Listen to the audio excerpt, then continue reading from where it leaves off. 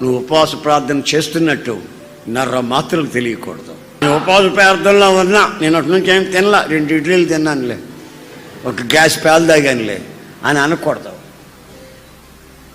ఉపవాసం అంటే ఉపవాసం ఉండాలి అంతే.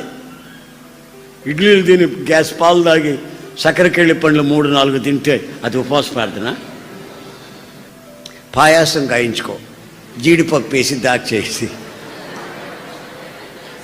పెద్ద కప్పు తాగు, మధ్యాహ్నం ఏం తినొద్దన్నో.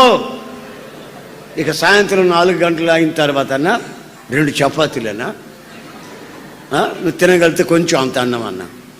మరి ఫ్రూట్స్ ఉంటే, పళ్ళు ఉంటే పళ్ళ రసం పిండుకొని అది కూడా తాగొచ్చాను. ఇప్పుడు 13 రోజులు అయిందన్నా ఉపవాస ప్రార్థనలో నేను ఉండి అన్నాడు.